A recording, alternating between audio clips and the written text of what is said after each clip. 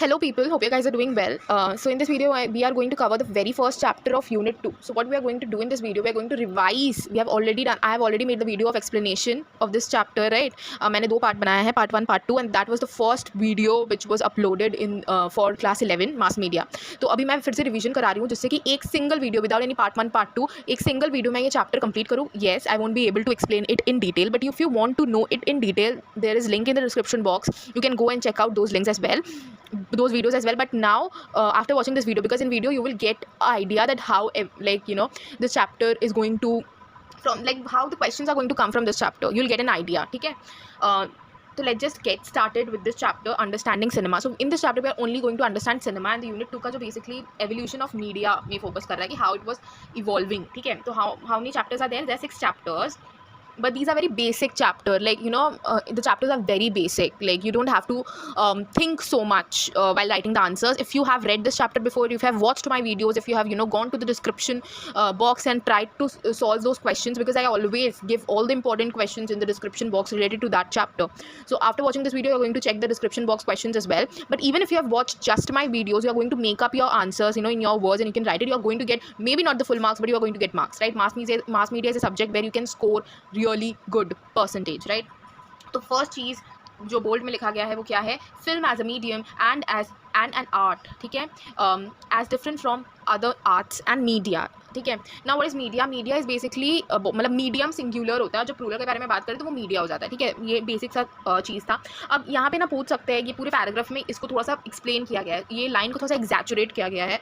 बोलते हैं ना, ये लाइन कोट्स में दे के बोल सकते हैं कि ब्रीफ एक्सप्लेन ब्रीफली और analyse this line, this statement, then you will write the points which are going to come from this paragraph. Now what you are going to write, पहले तो यहाँ पे लिखा हुआ है, let's just look into what is written in this paragraph. ठीक है, we all love stories. ठीक है, we all love different kinds of stories, whether it's thriller, it is adventurous, it has romantic वाला कपल है, उसका love story बता रहा है. It is any people with different taste है, उनको कोई भी स्टोरी, कोई भी चीज़, पर्टिकुलर चीज़ पसंद होती है. मतलब we love stories, right? Not only reading, but even if we grandmother के बारे में बात किया गया है पैराग्राफ में, जैसे कि हम लोग उस टाइम पे दादी लोग से कहानी सुनना हम लोग को बहुत पसंद होता था, because it use to give us a form of entertainment. Now people are not going to their grandparents and listening their whatever they have done in their past, their childhood experiences. They are not interested to know them because they have internet, they have new media with them. ठीक है, they also have traditional media with them, traditional media as in television and all.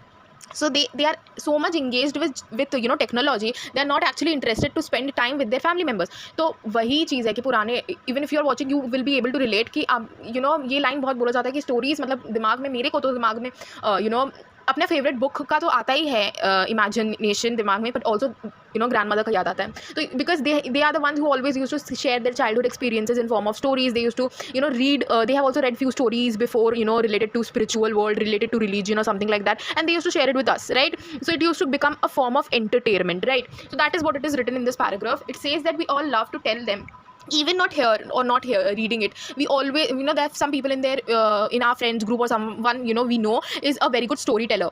Very good storyteller as in वो ना जो suspense होता है वो last में बोलता है, ट्विस्ट लास्ट में बोलता है, वो एक जो बोलता है ना, वो एक चीज़ को मेंटेन करके रखता है, जो कि मतलब एक्साइटमेंट का लेवल बढ़ जाता है सुनने के लिए. I have a very good friend of mine who used to tell story in such a way that मेरे मतलब वो आधा स्टोरी बताती थी, फिर बोलती थी कि हम कल बताएंगे, and it used to give me a lot of excitement कि यार कल वो क्या बोलेगी, मतलब ऐसा करके, because I am not very bad at reading और समथिंग. मतलब मेरे में पेशेंस नहीं है. ठीक है, मेरे को कोई भी बुक निकलता है तो मेरे को ना हम सबसे ज़्यादा पहले जाके पूछता है कि what is the ending of that story. मतलब मेरे को बहुत अच्छे से स्पॉइलर मिल जाता है व्हेन फिर एक्साइटमेंट नहीं होता वो बुक का. पर she used to read the book and she used to explain me in her language and her words, maintaining that suspense. तो उसका ना उसके मुँह से स्टोरी सुनने का एक अलग मज़ा भी होता था, right? You would be able to relate, you would be able to understand, right?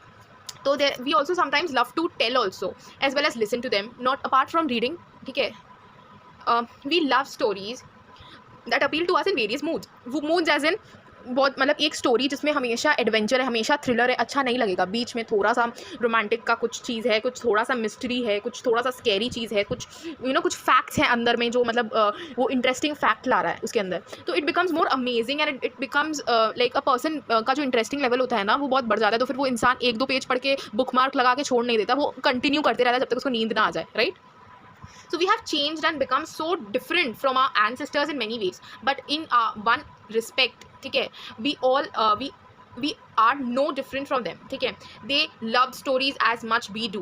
Over the centuries, making has evolved various forms of storytelling, right? Some have been verbal, that is orally transmitted, and literary stories. Some have been purely pictorial, ठीक है. Some have been based on ability of perform, and some was technology based, as in cinema and the television in 20th century. Till now, what they have said, they actually between lines they have written about that grandmother which I discussed. But your point will start that we all love stories, ठीक है, we all love to tell stories, we all love to hear them also, listen them also. Then you will write that we are not generation has changed, evolution has taken place. Now the storytelling is divided into many parts. You will write it in such a way, ठीक है. फिर you will write that यहाँ पे तो verbal orally भी transmit story किया जा रहा है, पर उसके साथ साथ टेक्नोलॉजी भी इन्वॉल्व हो रही है, ठीक है. Let me underline this line is very important. Verbally तो हो रहा है, अभी पिक्टोरियल वे में भी हो रहा है, मतलब एबिलिटी टू परफॉर्म, ठीक है. Ability to perform as an कठपुतली का खेल, या फिर थिएटर का बात करें, they are performing and they are transmitting a message through their story और समथिंग लाइक स्टोरी. इन लोग सुना रहे हैं बाय परफॉर्मिंग, राइट. और टेक्नोलॉजी बेस्ड क्या एग्जाम्पल्स दिया गया है जिसके अंदर सिनेमा आ रहा है. तो you have to start in such a way, ठीक है. पहले तो आप ये वाला लाइन लिख सकते हैं, and then you are going to come to this line directly by describing in middle about the generation वाला, ठीक है. जनरेशन वाला चीज़ को डिस्क्राइब करके फिर आप ये टेक्नोलॉजी वाले लाइन में आ सकते हैं. And then what the last 3-4 lines are saying. हाँ, cinema emerged as a premier storytelling medium incorporating many qualities of other arts, obviously, right? It includes a lot of arts. If we talk about cinema, सिर्फ acting नहीं है, acting तो एक department है बोल सकते हैं, but there are many departments inside it. If you talk about editing, if you talk about dancing, if you talk about music, there are many things which is included in particular thing, ठीक है. वो एक one man work नहीं है, वो एक team required होता है उसके लिए, और टीम रिक्वायर्ड होता है जो कि स्पेशलाइज है डिफरेंट स्किल्स के ऊपर, राइट. तो सिनेमा एक बहुत बड़ा चीज़ है, एक छोटा टर्म नहीं है. Although we have seen many arts reflected in cinema, it is still retain its individual unique quality. It has a different unique quality which makes it different, which makes it unique, right? Cinema theatre में क्या है ना, theatre में हम लोग वो live होता है जिसकी वजह से बहुत सारे बैरियर्स, कुछ नहीं बहुत सारे बैरियर्स होते हैं, बहुत सारे रिस्ट्रिक्शंस मिल जाते हैं. पर सिनेमा क्या होता है ना, वो एक नॉन लाइव चीज़ है जो कि रिकॉर्डेड होता है, एडिटेड होता है, and then it reaches to us. तो उसमें बहुत सारी चीज़ इनकॉर्पोरेट कर सकते हैं, बट थिएटर में हम लोग कहीं ना कहीं लिमिटेड रहते हैं, ठीक है. रिस्ट्रिक्शंस रहते हैं उसमें. And what the last line is saying that this would be the first step in understanding cinema. This is the first step in understanding cinema. They can also ask you the question that what is the first step. First step is whatever I've said till now and highlighted it, like I've highlighted the whole paragraph, but focus on the blue lines, like the blue underlines which I have given. Now we are going to focus on the cinema definition, ठीक है. cinema का क्या है, basically they are describing cinema, and this is the definition of cinema. Definition, you are going to wait, ठीक है. Define cinema का ये answer है. सिनेमा क्या होता है, जब भी क्वेश्चन पूछा जाए कि what cinema mean to you, और what the term is like, meaning क्या है ये टर्म का basically. Then you are going to write obviously it is audio visual spatio temporal and narrative medium. फिर विजुअल को थोड़ा सा डिस्क्राइब कर दो, साउंड ट्रैक को डिस्क्राइब कर दो. साउंड ट्रैक क्या होता है ना, sound track is basically the effects which just gives you melody, which basically attracts you somehow, and it just attracts your attention, and वो आपके अटेंशन को हुक करके रखना चाहता है. और विजुअल में बेसिकली ऑब्जेक्ट, वो सारी चीज़ जो कि सराउंडिंग में आपको जो भी दिखाई दे रहा है is what included in visual, right. And these are the basic elements which that go in the composition of any film. Basic elements के बारे में भी हम लोग को पता चल गया, right. See, every medium has its own material through which it realizes itself. Literature uses words, literature uses languages, right. Painting uses line, service, मतलब canvas, और colors, tones, shapes, and two-dimensional space. The questions are not going to come from here, but they may ask that what these things uses. Then you can just focus on literature के बारे में बताया गया है, painting के बारे में बताया गया है, sculpture के बारे में बताया गया है, architecture के बारे में बताया गया है, music के बारे में बताया गया है, and theatre के बारे में बताया गया है. So these all are the terms where further हम लोग जब भी चैप्टर के अंदर घुसेंगे तो उन लोग कंपेयर कर रहा है cinema with literature, cinema with sculpture, और वो मोर डिटेल में किया गया है, वहीं से हम लोग पढ़ने वाले हैं, ठीक है. तो अभी सिनेमा क्या यूज़ करता है, what cinema uses is basically written here. तो पहले तो सिनेमा एक स्टोरी टेलिंग टेक्निक है of literature. Obviously words, script, even एक फिल्म वर्बली नहीं होता है, ऑब्वियसली हो सकता है पर यूजुअली नहीं होता है. It requires script. तो स्क्रिप्ट के लिए लिटरेचर या लैंग्वेज का ज़रूरत होता है, राइट. बिकॉज स्क्रिप्ट जब बन जाता है तो it becomes more easier to understand, right. And उसके बहुत सारे बेसिक एलिमेंट्स होते हैं of line, shape, and everything is written here. थोड़ा सा इल्यूजन या 3 डायमेंशनल भी इनकॉर्पोरेट रहता है, मतलब उसे इंक्लूडेड रहता है। आर्किटेक्चर और नेचुरल स्ट्रक्चर का यूज़ किया जाता है। Architecture as in the surrounding, if I am talking about, if I am if I talk about Jodha Akbar movie, तो उसमें आर्किटेक्चर का बहुत इंपॉर्टेंट रोल है, because it's going to give you a feel. If हम एक अपार्टमेंट में जोधा अकबर का shooting कर रहे हैं, ठीक है, और आप even if I am showing it that ये एक फ्लैट में रहते हैं, it's not possible. We all whenever we कोई भी राजा महाराजा के बारे में हम लोग बताते हैं, तो what we imagine, we obviously imagine अच्छा वाला हवेली, सिंहासन एंड ऑल, ठीक है, वो हम लोग की इमेजिनेशन में बैठ गया है। वो हम लोग इवन इफ उन लोग का वैसा सिंहासन नहीं होगा, वैसा बंगला नहीं होगा, वैसा हवेली नहीं होगा, बट हम लोग को चाहिए कि वो हवेली दिखाए जो कि एकदम लग्जरी हो, राइट। वो सारा चीज़ एकदम अच्छे से, एकदम फैंटेसी, मोहिंजोदारो, ये सब चीज़ में आर्किटेक्चर बहुत इंपॉर्टेंट रोल प्ले करता है, क्योंकि वो हम लोग का expectation, if I am buying a ticket to watch Jodha Akbar, then this is my expectation which I want to watch, ठीक है। तो architecture plays a very important role, ठीक है। Music also plays a very important role, because ये बोला जाता है, ठीक है, in 12 you will get to know कि आप जब मूवी के पहले, जब आपका जो मूवी का गाना है वो हिट हो जाता है, तो ब्लॉकबस्टर वाला हिट हो जाता है, तो मूवी का हिट होना पक्का है। इवन इफ मूवी उतना अच्छा नहीं आया, कुछ भी है, पर यूजुअली ऐसा क्या होता है ना, कि जब गाना हिट हो गया है मूवी के रिलीज़ होने के पहले ही, तो मूवी जब रिलीज़ होगा तो उसका हिट होना पक्का है। सिनेमा जो यूज़ करता है actors depending upon their performances, obviously audition होता है, फिर एक्टर्स को लिया जाता है। तो this what this blue line is saying, this is how cinema is intimately, ठीक है, related to literature, visual arts, yeah, right. Now understanding this relationship, now we are basically going to understand the relationship, and then we are going to compare these two terms यानी कि architecture cinema, literature cinema, sculpture cinema, ठीक है, तो to the other arts, ठीक है। In taking the first step towards understanding the basic quality and property of cinema, when we start seeing the links between the cinema and the other arts, an exciting world opens up before us. This is not where the questions are going to come from. I'm going to write the questions in the description box, so if you are just going to focus on those questions, it's enough, believe me, it's enough. Literature और cinema को compare करें तो obviously the image in our mind and the image on the screen are different. When we read, literature is something which is related to words, right?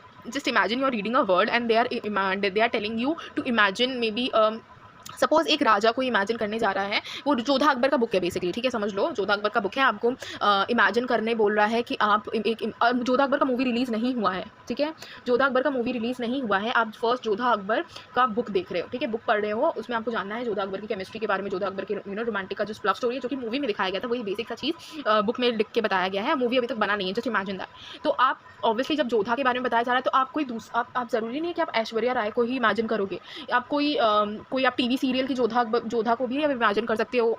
आप जब अपने life में देखें, मतलब कभी आप वो टीवी सीरियल देखे होंगे, तो आप अकबर को भी वही टीवी, वो जो डेली सीरीज़ है, वो जो ड्रामा सीरीज़ है, उसमें से भी आप इमेजिन करके देख सकते हो, राइट। आप या फिर कोई बुक में आपने अकबर का तस्वीर देखा होगा, तो वो भी आप इमेजिन करके देख सकते हो। आप वो जब आपको बोल रहा है कि एक सिंहासन है, उसमें अकबर बैठा हुआ है और उसके बाजू में इतने 100 लोग हैं, 150 लोग हैं, या जो भी है, तो आप अपने तरीके से इमेजिन करोगे, और हम दोनों में भी सेम बुक कर रहे हैं, but my imagination will be different from yours, right, because we are two different individuals with two different perspectives. Now if I'm going to cinema and watching the movie, even we are going to cinema together and watching a movie, we are watching the same thing. The same thing is visible to us. We are seeing Akbar as Hrithik Roshan and Jodha and Aishwarya Rai. तो वहाँ पे कोई conflict नहीं होगा, confusion नहीं होगा. Even if reading में confusion नहीं हो रहा है, but मेरा imagination is going to be different than yours. But the same story, if we are watching it together through a audio visual medium, then it becomes more clear to us. ठीक है, it becomes more attractive maybe, right? पर attractive part को मत नहीं भी focus करे, ठीक है, वो म्यूजिक मेलोडी वो जो सारी चीज़ को साइड करके बस स्टोरी को, दोनों स्टोरी को कंपेयर करे, तो what will be the difference? The difference will be with the imagination. This is what it is written in this 3-4 lines. Maybe they have written more. Yeah, they have written more about this literature and cinema. Let's just read what it is written. Literature uses words, and when you enjoy a work of fiction, we read the words first and then estimate. Estimate is basically we imagine, we try to relate. Imagine, sorry for the bad handwriting, but you know what I mean, right? We try to estimate them, and after that we form our own mental pictures of places and characters. Obviously मैंने जैसे बोला कि आप जोधा अकबर को अपने हिसाब से सोचो कि जो भी आपके दिमाग में आएगा, ठीक है, ज़रूरी नहीं है कि आप जो सोच रहे हो वो सेम चीज़ आपका दोस्त सोच रहा है सेम कैरेक्टर के साथ, राइट। इवन इफ आप दोनों ट्विंस हो, आइडेंटिकल वाले ट्विंस हो, तब भी आप अलग अलग सोच सकते हो, ठीक है।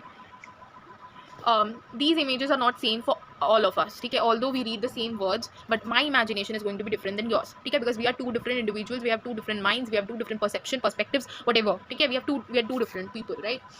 In cinema exactly opposite happens, and I have described what I have said. That is what it is written.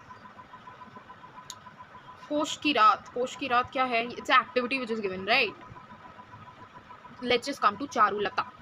ये क्वेश्चन हमेशा पूछा जाता है, एज इन कि मूवी का नाम बताया जाता है। ये मूवी बेसिकली आप हम वही चीज़ बताएंगे जिससे क्वेश्चन आएंगे, हम फालतू का एग्जैचुरेट करके कुछ बोलेंगे नहीं, ठीक है? हम आपको वही चीज़ समझाएंगे, वही चीज़ बताएंगे जो कि आने वाला है, क्योंकि ये बुक में ना काफ़ी सारी इररिलेवेंट चीज़ है, एक्टिविटी करके कुछ इररिलेवेंट पॉइंट्स लिखे गए हैं जो कि आपके आपको आप समझ सकते हो, you can read it but the question are not going to come from that part. ये एक सत्यजीत रे का मूवी है जो कि 1964 में निकाला गया था। चारुलता एक बंगाली जो वुमेन है, उसका उन्होंने बेसिकली ना एक ट्रेडिशन सा ट्रेडिशनल वाला टच दिया है। और ये जो चारुलता है ना, इसका उन्होंने 10 मिनट्स लिया था एक्सपोज करने के लिए। वो मेन कैरेक्टर जो था फिल्म का, जो चारुलता थी, जिनके ऊपर ये मूवी बना है, चारुलता नाम जो है, वो अपने मतलब उसका वो जो 10 मिनट्स लगता है, जैसे उसका पहले होठ दिखाते, उसके आँख हाथ दिखाते, होठ दिखाते, उसका वर्क दिखाता है, फिर वो दौड़ती है, करती है, उसको पूरा अच्छा खासा 10 मिनट्स उसके ऊपर इन्वेस्ट किए थे सत्यजीत रे, उनको एक्सपोज ऐसे उनका चेहरा दिखाने में। उनका चेहरा एकदम डायरेक्टली नहीं दिखाया गया था। यूजुअली टीवी सीरियल्स में भी एकता कपूर के वाले में आप देखते हो कि पहले हाफ फेस, स्पेशली पुराने टाइम में, पुराने एज इन मम्मी लोग के टाइम के जो सीरियल्स, अभी वाले तो डायरेक्टली पूजा के थाली से शुरू होता है, कभी खुशी कभी गम जैसा सीरियल हो गया अभी। पर मम्मी के टाइम के जो सीरियल्स होते थे वो भी वैसे टाइप के ही थे, पर उन लोग ना पहले ना डिश डिश डिश करके हाफ फेस दिखाता था, फिर डिश डिश डिश करके हाफ फेस दिखाता था, फिर डिश डिश करके लिप्स दिखाता था, आँख दिखाता था, फिर उन लोग को पता नहीं सेटिस्फैक्शन नहीं मिलता था जब उन लोग एक बार पूरा चेहरा दिखा देता। आपको एक्चुअली वो 5 मिनट्स गेस करने के लिए बोलते थे कि आप अपने दिमाग में गेस करके देख लो कि कैसी होगी कैरेक्टर। फिर उन लोग लास्ट में बोलता था देखो, मतलब देखो नहीं बोलता था, मतलब they used to show it, right? तो वैसे ही ये चारुलता मूवी में किया गया है, थोड़ा सा अच्छे तरीके से, ब्यूटीफुल तरीके से ट्रेडिशन सा टच करके किया गया। एक बंगाली है वो लेडी, मतलब दिखाया गया कि बंगाली फैमिली एंड ऑल। तो ये बेसिकली हम जब बताया कि ये क्या करती है, तो वो ना स्टिच कर रही थी लेटर बी हैंकरचिफ में, ठीक है? बी क्यों कर रही थी? बी इसलिए कर रही थी क्योंकि उनके पति का नाम भूपति था। तो भूपति का मतलब क्या, मतलब भूपति था, तो मतलब उसको उन लोग बताया जा रहा है कि वो बी अपने हस्बैंड के लिए वो स्टिच कर रही है, रेड कलर का मतलब वो जो थ्रेड से बी लेटर बी लिख रही है, ठीक है, हैंकरचिफ में। और फिर वो दिखाया जाता है कि क्लॉक में कुछ बचता है, और फिर कुछ पर्टिकुलर टाइम होता है, फिर वो अपना सब सामान साइड करके रख देती है और अपने सर्वेंट को ऑर्डर देती है टी बनाने के लिए। और वो बहुत बोरिंग फील करती है जब दोपहर का समय हो जाता है, तो वो दिखाया जाता है कि वो बहुत बोर हो गई है। तो फिर वो थोड़ा सा उसका जर्नी के बारे में बताया जाता है, जैसे कि वो हाउस से बेडरूम, फिर कॉरिडोर, फिर ड्राइंग रूम ऐसे चल रही है, क्योंकि उसके पास मतलब कुछ है नहीं काम वैसे खास करने के लिए, ठीक है? तो फिर वही सब चीज़ को बहुत अच्छे से एग्जैचुरेट करके लिखा गया है। The questions are not going to come from here, ठीक है? The questions are not going to say that describe the first 10 minutes of Charulata, no. If you want you just can read it, so that. और आप read मत करो, आप क्या करो ना, गूगल में जाओ, गूगल में लिखो कि चारुलता मूवी फर्स्ट 10 मिनट्स और something like that, you will gate when I was reading the chapter, it was feeling so boring while reading the chapter, but if you'll watch it, you'll find it more interesting, so you can watch it, and if something related to that comes, then you can, even the questions are not going to come from that part, but still if you have watched that part, then मतलब ऐसा रहेगा ना कि मैंने सब कुछ किया है, right? If I'll explain it to you, it would be a waste of time, right? Concept of Anarkali is same as Charulata, उन लोग भी वो चीज़ को बता रहे हैं एग्जैचुरेट करके। अब पेंटिंग और सिनेमा को कंपेयर किया गया है, वो लिटरेचर के अंदर आ गया, लिटरेचर एंड सिनेमा के बाद ये सब चीज़ आया। एंड पेंटिंग एंड सिनेमा को जब कंपेयर किया जाए तो ऑब्वियसली जो लाइन्स, जो शेप्स, जो टोन्स, वो एस्थेटिक एक्सपीरियंस दिया जाता है वो स्टोरी में। You can just right it in your words, जैसे कि कुछ पेंटिंग्स की नाम दी गई है और वो सारे as examples you can write it, ठीक है? How painting and cinema is compared by, because art of painting has a very strong influence on cinema, ठीक है? जैसे म्यूजिक एक इन्फ्लुएंस देता है ना सिनेमा में, लाइक इफ़ यू एक कोई ब्यूटीफुल सा सीन है जिसको अच्छे से म्यूजिक में म्यूजिक को ऐड कर दिया तो it's going to give you melody, harmony, peace, एक अलग सा सेटिस्फैक्शन आएगा मूवी देखने के समय। तो वही पेंटिंग भी है, पेंटिंग भी एक एस्थेटिक लुक देता है, एक ब्यूटीफुल फ्रेम करता है वो मूवी को। That is what it is written, you can write it in your words, you can read it once. Sculpture के बारे में बात करें तो उसका 3 डायमेंशंस बताया जा रहा है, has 3 dimensions, और sculpture का भी एग्जाम्पल दिया गया है। You can write the examples are very important because the questions are going to come from there, ठीक है? तो स्कल्पचर बेसिकली जो ऑब्जेक्ट है appears different to us from different places, ठीक है? अब स्कल्पचर देखो, if I am showing Victoria Memorial और I am showing Lake Town वाला जो बिग बेन है ना वो दिखा रही हूँ मैं. तो what you will imagine I am shooting everything in Kolkata. If I talk about Charulata तो मैं बंगाली दिखा रही हूँ, फिर उनको विक्टोरिया दिखा रही हूँ, वो टैक्सी का कलर दिखा रही हूँ, ठीक है, पुलिस ऑफिसर्स का वो जो जो शर्ट है उनका जो यूनिफॉर्म है वो दिखा रही हूँ. तो उससे आपको पता चल जा रहा है कि कोलकाता है, बंगाली है, ये कोलकाता में शूट किया गया. If I talking about if I am showing in my movies Qutub Minar, Char Minar, या तो आप समझ जाओगे कि दिल्ली में शूट किया, इंडिया गेट, वो सारी चीज़ आप समझ जाओगे दिल्ली में शूट किया गया है. मुंबई का भी एक अलग सा चीज़ होता है. मतलब ऐसे हर जगह का एक स्कल्पचर होता है और उसके थ्रू हम बहुत सारा चीज़ बता देते हैं, right.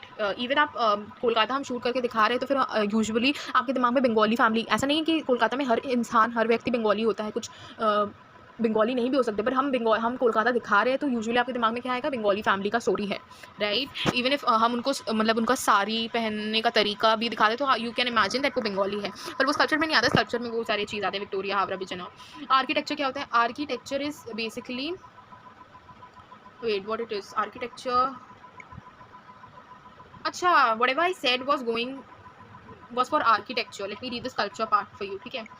Sculpture is a 3 dimensions. Moreover, unlike painting, it can be viewed many almost at infinite points of views and a unique quality of sculptures, whatever. हाँ, experiencing a work of sculpture, ठीक है. इस basically walls में जो paintings किए जाते हैं, समाउ related to painting, but आज जो मैंने एग्जांपल दिया ना वो कोलकाता एंड ऑल का, दैट वाज फॉर आर्किटेक्चर, ठीक है. वो हावड़ा ब्रिज या विक्टोरिया का जो भी चीज़ था वो आर्किटेक्चर के ऊपर जा रहा है. जैसे यहाँ मेंशन किया गया है एफिल टावर पेरिस, ठीक है. एफिल टावर मैं दिखा रही हूँ तो you would be able to understand कि पेरिस में शूटिंग हुआ है.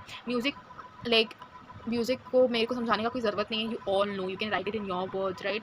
एंड आई थिंक हाँ, theatre and cinema, this is the most important, ठीक है, very important part. They will ask you the difference, then you can write it that it is live, it is non live, ठीक है.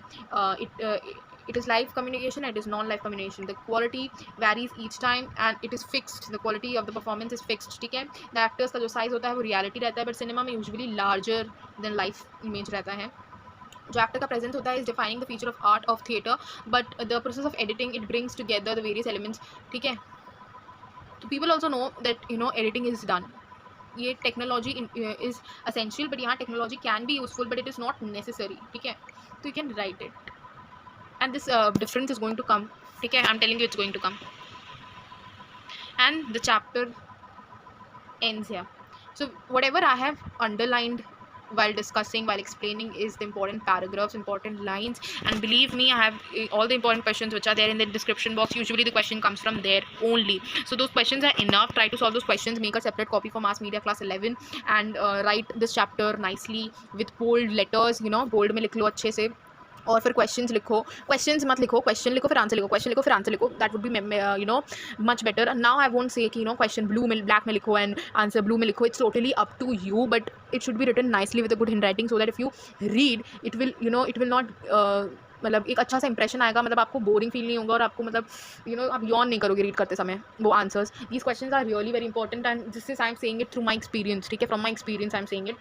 And at last I am just going to say that please subscribe my video because it takes a bit of effort from my side and I want you to appreciate it. And how you can appreciate it by subscribing my channel. Why? Because when the numbers of subscribers increase, it gives me a different level of motivation, and you can see I'm uploading videos on daily basis, ठीक है, so that I can give you more content, more explanation, more revision before your exams, ठीक है. तो just appreciate my effort by subscribing, by liking the videos, by subscribing my channel, and if you find it helpful, you will actually find it helpful because this was really very important chapter. Not only chapter, this was a very important for your base, for the foundation of mass media, for understanding not only cinema but understanding mass media as a subject. These are the base, these are the foundations which you have to make it strong, ठीक है. तो क्या करना है आपको बस questions को देखने हैं, डिस्क्रिप्शन बॉक्स के सॉल्व करने हैं. Those questions are really straightforward, you won't get any problem, you won't find any problem while writing or while finding the questions answer. You would be able to find it very nicely. I would have given the page numbers, but the page numbers are not mentioned in mass media books, not even in class 12 का भी books में page numbers लिखे नहीं रहते हैं. But you would be able to understand if I say you about differentiate, like if I write the question differentiate between theater and cinema, you would be able to know that ये यहाँ पे होगा, right? You would be able to find it. Don't worry about that, and just that, give your 100% and leave the rest, ठीक है. आपको marks के बारे में चिंता करने की जरूरत नहीं है. No one is going to ask you about the percentage of class 11. Everyone is interested to know what you have got in class 12. Even if after 1 week of your result, after 2 week of your result, लोग कोई फ़र्क भी नहीं पड़ेगा। Believe me, वो सिर्फ 1-2 दिन 4 दिन ज़्यादा से 1 हफ्ता के लिए रहता है वो craze. Even I have got 96 in mass media. तो मैं अपने एक्सपीरियंस से बता सकती हूँ कि it really doesn't matters what you get, ठीक है। Just have to give your 100%। ये सोच के मैं अपना 100% भी नहीं दूँगी, दैट वुड बी रॉन्ग। आप अपना 100% दो and that's going to be enough, that is what everyone expects. And आप अपना हार्डवर्क दो, hard work will never get wasted, believe me. And 11 का जो मास मीडिया सब्जेक्ट है, जब वो स्ट्रॉन्ग रहा, वो बेस है, वो स्ट्रॉन्ग रहा, तो 12th will be so easy, believe me. The chapters are really amazing and हम तो है ही आपके साथ, right. So thank you for watching and if you watching till now then really thanks कि आपको एक्चुअली हेल्पफुल लगा मेरा कंटेंट और मेरा वीडियो, मेरा एक्सप्लेनेशन, मेरा रिवीजन, व्हाटएवर। तो आप बाकी सारे वीडियोज़ को भी चेकआउट कर लो, जिससे कि बहुत ज़्यादा हेल्पफुल रहे और मेरा वीडियोज़ रेगुलर बेसिस में ही आने वाला है, right. So bye bye, that's all for this video for the day, right.